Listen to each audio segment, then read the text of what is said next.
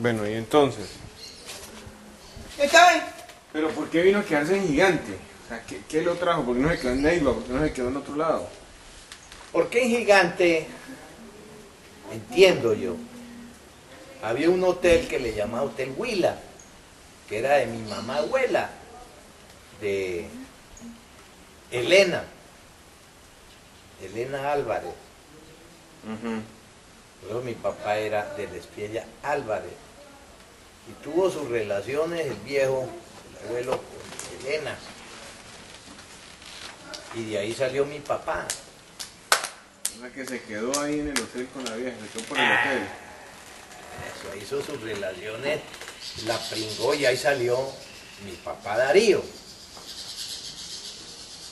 Y una anécdota que yo después ya, ahora, no hace muchos años, supe que mi tía Tulia, la del Tejar, la abuela de Edgar Lombana, era hermana media desde mi papá. Era hermana de Rafael Borrero, el papá de Anita Borrero, el papá de Rafael Borrero. Era el papá de mi tía Tulia, en la mamá de mi papá, en Elena. Mi papá era hermano de mi tía Tulia por madre, por Elena Álvarez, una vieja grandota, alta, y tamañuda era la vieja. Yo no la alcancé a conocer. Mi papá nació fue en el 92, tiene por ahí en el 92.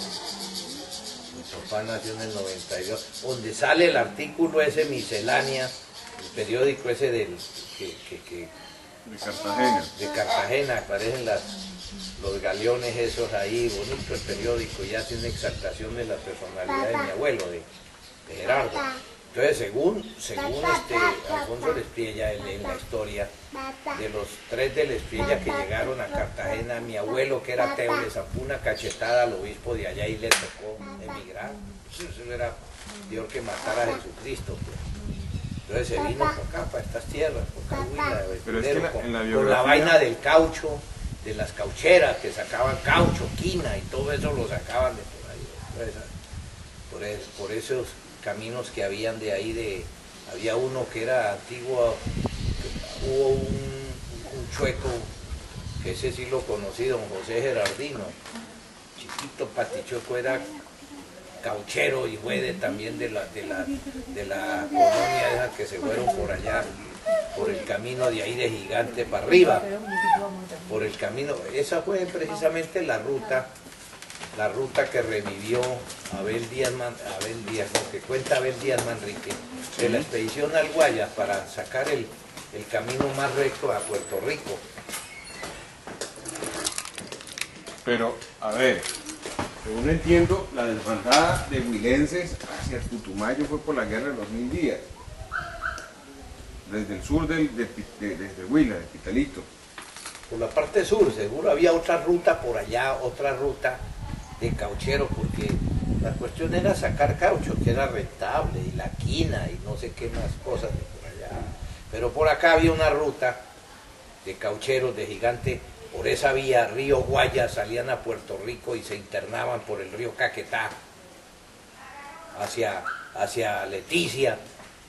¿Y esa expedición del Guayas qué fue? ¿Qué hizo Abel? Eso lo organizaron con un gringo,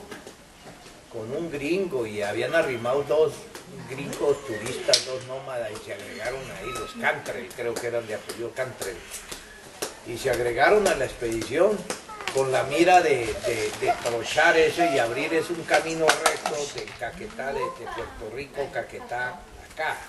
Sí. Después, como hizo ella, se perdieron, hizo pues, como dicen, fábula, todo eso.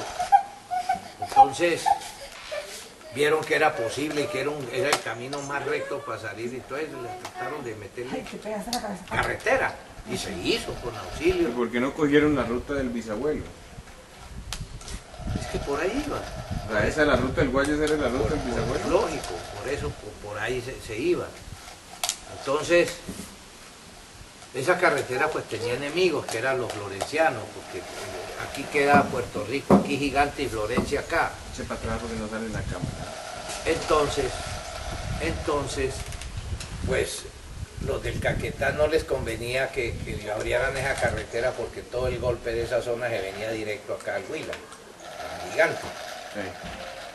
Entonces eran enemigos. En ese tiempo políticamente los votos del Caquetá se le sumaban a los del Huila, al senador y a la Cámara de Representantes. Entonces le decían los caqueteños, los florencianos, le decían doctor Galindo, que era el principal del Congreso, del Senado, no le vote auxilios a esa carretera, si no le damos los votos. Y a Plaza le decían lo mismo. Entonces con Chichiguas, el municipio Gigante administraba por ahí unos pequeños auxilios, se hizo esa carretera de Gigante hasta Ventanas, que era el último filo más alto de la finca nuestra. Pasando por Tres Esquinas. Por Tres Esquinas, por ahí se va, la finca de los andinos, todo eso se hizo, una finca costosísima, mejor dicho, los cortes, una berraquera de movimiento de tierra.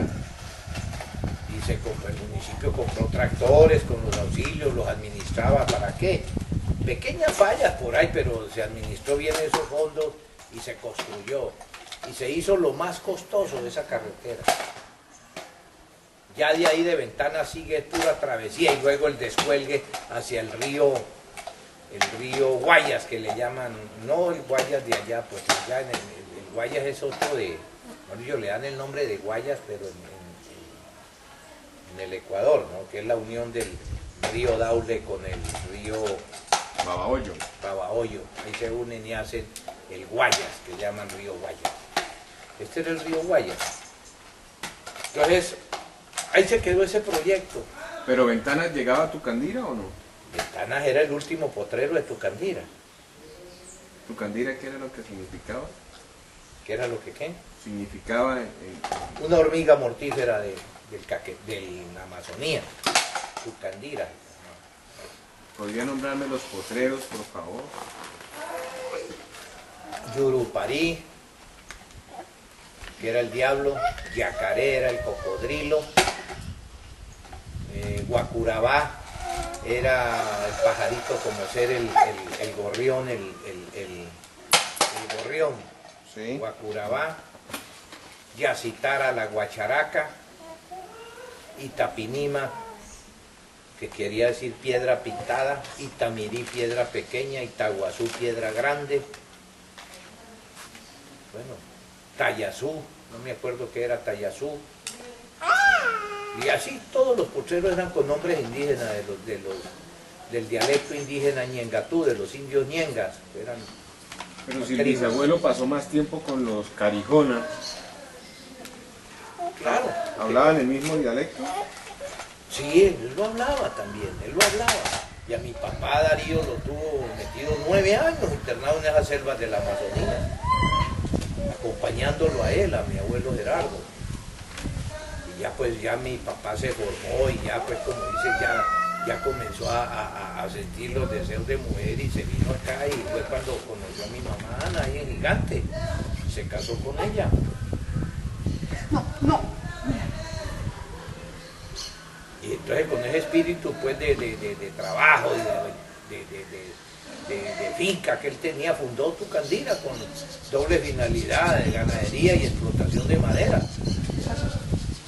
Entonces fue abriendo, esa finca fue hecha pura hacha con gente de Caldas, Tolima, Huila. Abrió la finca, hizo potrero.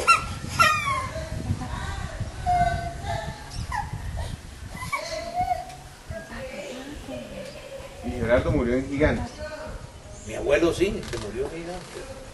Fue enterrado fuera del cementerio, porque él era protestante, él era ateo. Mi papá pues también era ateo. Y a mi papá lo enterramos en un pedazo al lado del cementerio católico,